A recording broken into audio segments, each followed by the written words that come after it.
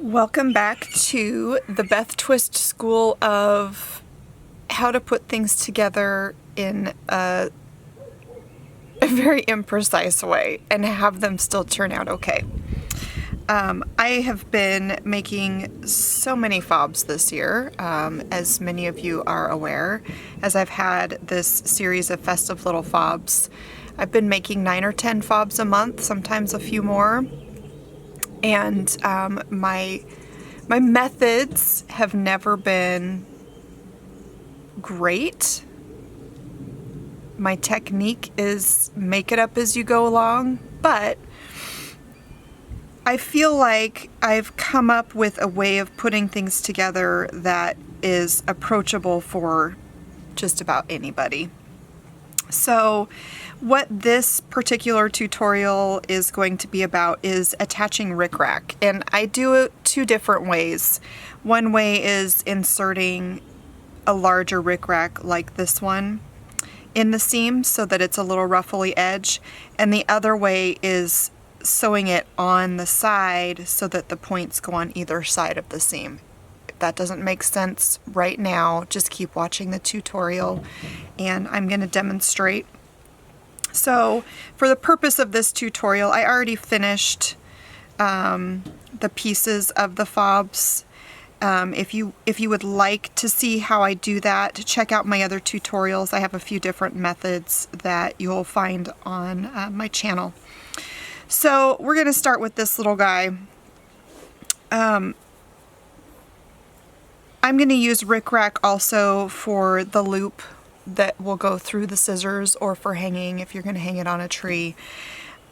For this one, I wanted a loop that was long enough that I could put it through the scissors and then back around the fob itself for attaching it to the scissors. So it's not a very precise, but that's kind of how I guess, is by putting it through the scissors, hold it over the fob. There's plenty of room there.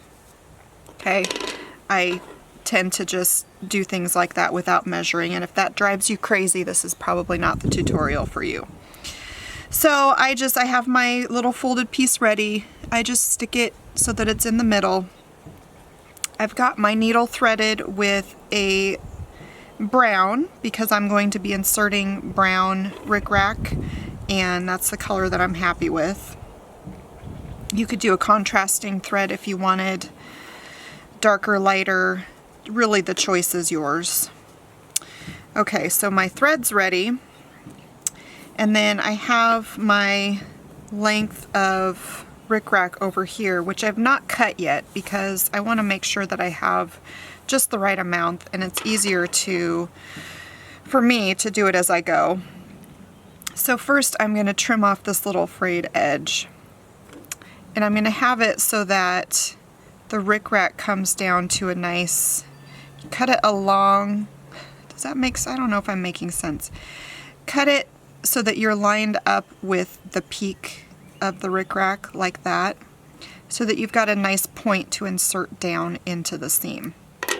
And I'm going to start right up here where I've got my loop coming out, and I'm going to just pinch this all together. For me, it's way easier to just hold it firmly with my fingers, having it all sandwiched, than to try pinning something that's this bulky. It's just, I like doing it this way better. So I've got a nice big knot on the end of my thread, and I'm going to come in from behind the loop, not through the fabric, but through the loop itself. Bring my needle through the rickrack that's inserted in, and then through the front. And I usually just grab a couple threads of the linen because I don't mind my stitching to show, but I don't want it to show too much. Okay, now I'm going to go back directly over the top of where I just came through. And when I come to the back, I'm then going to put that didn't go all the way through the rickrack loop, so I'm going to make sure that I get all of the layers. This is the trickiest part up here where the loop is. Okay, now I'm going to go into my backing fabric and run the needle through like, I don't know, maybe 1/8 of an inch. Pull it and then start over again, poking straight through all the layers of rickrack, coming out through a couple threads of linen, and then go back directly over that spot to the back. And that's the pattern you're going to use for the entire outside of this fob. It's not that different from doing the actual stitch work where you're just going back and forth through the fabric. It's just that you're making sure that you're grabbing the layers so that they all are securely together. So this is real time. I'm not going to edit out. I'm just going to stitch the whole thing so you can watch. Actually, I might switch over to the other fob, because do you really need to see me stitch the whole thing? Probably not, because it's very repetitive and almost as therapeutic as cross stitching. It's not quite as relaxing because you're holding on. Okay, here I've got to a corner. Actually, I'm going to show you this. Sometimes you have to do a little bit of manipulating of the rickrack just to get it so that it wraps around that corner a little bit. I've kind of convinced it where to go and so that it looks good. But there's, if you were to look on the inside, there's a little bit of fold in the rickrack there. And that's exactly the way it should be. And I'm just going to reinforce that corner because of that little fold, just to make sure the rickrack behaves itself.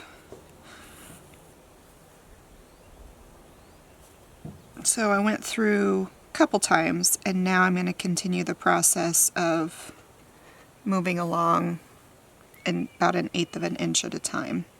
You don't want to go much further apart than that, because then you're going to end up with gaps in your side seam, and it just doesn't hold the fob together as securely. I say the thing because this same technique can apply to pin cushions or thread rolls, anything that you're hand sewing and you're including some kind of a trim on the edge. By the way, when I'm sewing on chenille or like a mini palm, it's exactly the same, except with those, I basically am just stitching around them rather than through them. And I choose the thread that I'm using. Usually I like to have it contrasting a little bit, because then you can actually see it. It adds a little bit of a striping effect to the mini palm or the chenille, which I like. You may not like that, so you might want to go through. But anytime you're attaching trim on the outside of something, it's more so awkward in your fingers as you get going than it is really that difficult, in my opinion. Now, I've assembled I've finished quite a few pieces in my day, so it may be that it just feels easier for me because I've done so many. Okay, so here we're at a corner again, and I'm going to do the same thing where I kind of bring it around, but I give it a little extra fold on the inside. And then I'm going to stitch back and forth through that corner a couple times.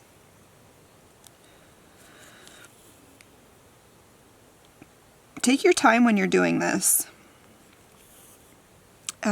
There's no need for rushing or hurrying until you feel comfortable with this process. I'm kind of speeding up on this and trying to do it a little faster, just so it doesn't drag, this tutorial doesn't drag on. Oops. Okay, so I think you get the general idea. What did I do?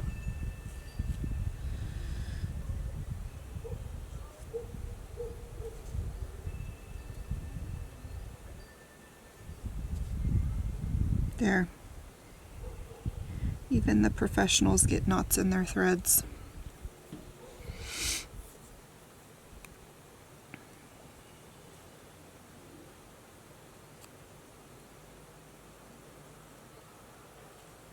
There we go.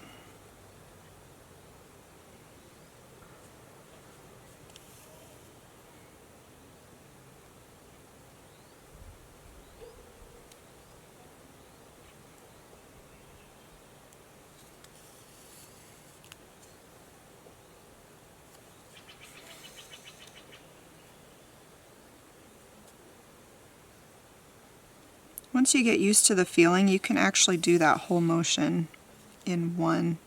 You don't have to go back and forth. I run through, come out, go through the rickrack, and come out in the front, all in one motion. Or you can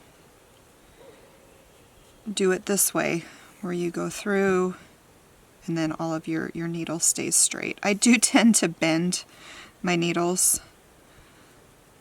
when I do the all-in-one motion because I get a little rough with it. I go through a lot of needles.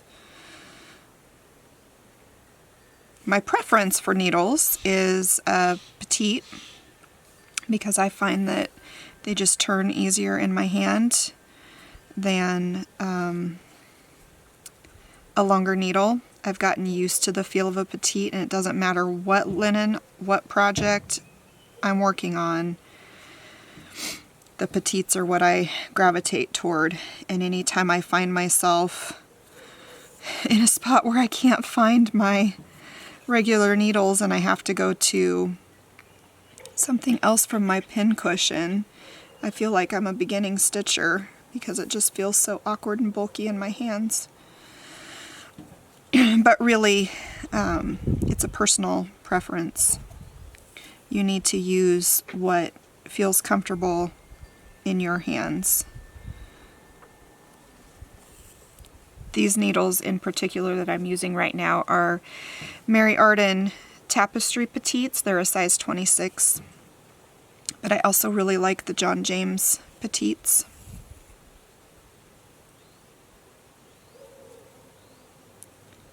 And by really like, for both of these, I guess it's a matter of they feel good in my hands and they do the job. I would like to find a petite in a needle that was a little bit stronger because I do tend to bend and break the eyes of these needles, both brands, more than I would like. But it may be that it's just because I'm rougher on them than the typical user. I don't know. Do you guys have that problem? I was going to stop this, but I'm almost to the end, so I'm just going to keep going so that I can show you how I end.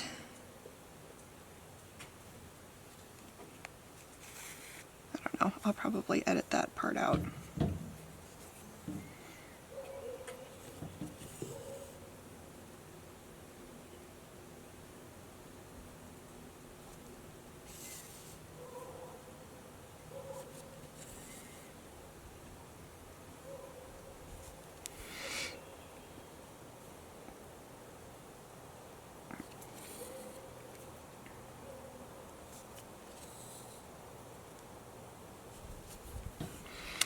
Alright, so I've almost made it all the way around.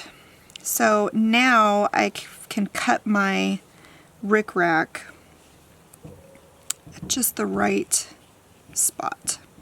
So what I'm going to do is try to, yeah, this is going to work out just right. I'm going to cut right here, and it's going to be Similar cut to when I started, where I followed the peak at an angle down to the other side of where the valley would have been. And then I'm going to manipulate this around so that it meets up with where I started. I started right there. And see how they so nicely meet up?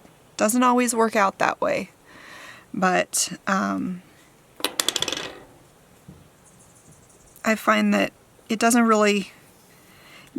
detract too much from the look of the fob if there's a spot where the trim doesn't quite line up. I personally like it to have a little bit of a wonky, naive, handmade element to it.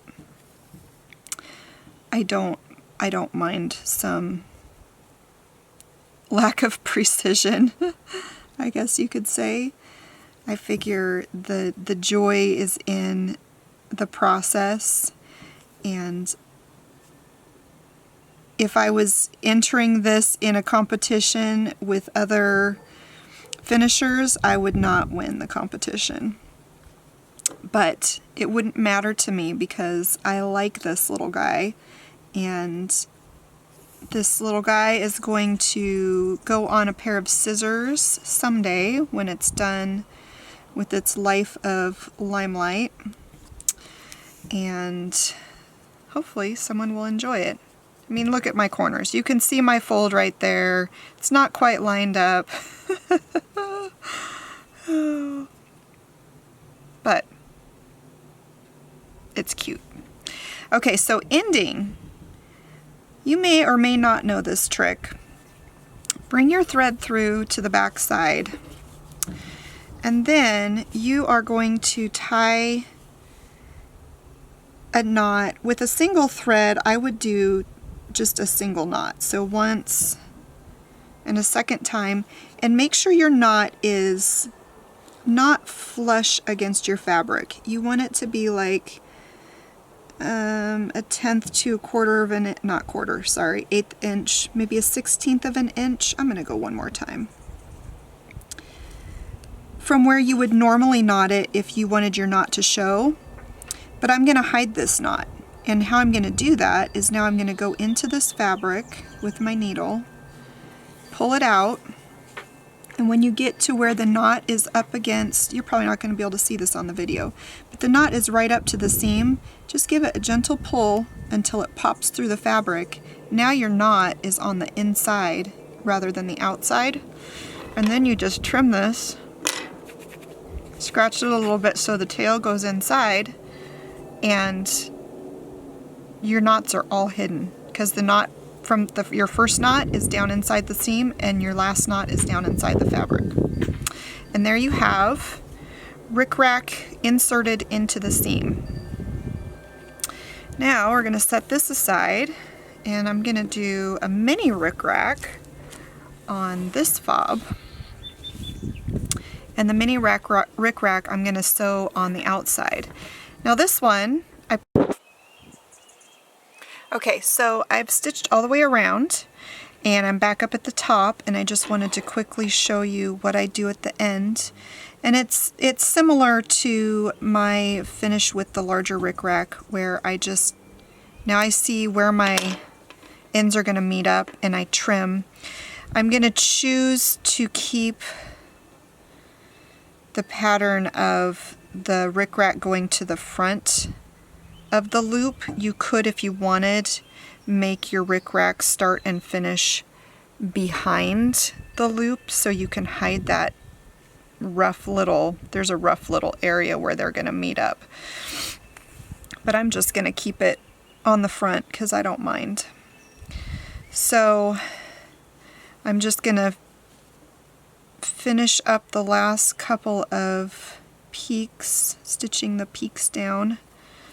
Think of them as mountains and valleys.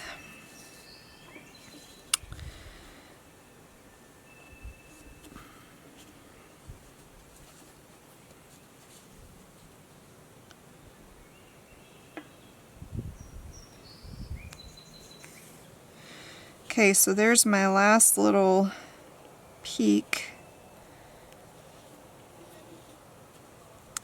And I'm gonna convince it to lay down right there. Go back through the back. And then this time, I'm gonna come up kind of through the middle of all of this and come up through that final tail. And I'm going to stitch over that tail and through the back. It's probably a little bit hard to see on the video because my thread is a similar color to the rickrack itself, but hopefully you can see just through my motions what I'm doing. I'm going to go through that twice just to secure it, and as you can see there's a little bit of roughness in there, but it's right in front of this rickrack loop, and so it's not super obvious. So now I am going to, I came up through the back before I wanted to. I am going to finish this off like I did with the other one by burying my knot. So I'm going to make a triple knot. If you're using 2 threads together for this finishing, you probably just need a single or double knot. And then I'm going to go into the cotton backing, come out later, and then just tug it until the knot pops into the fabric. Trim the end, and there you have rickrack on the outside and rickrack inserted into the seam. And there's what they look like on the sides and the backs. Thanks for sticking with me, and I hope that this enables you to approach your next rickrack mounting onto a finished piece with no fear. You can do it.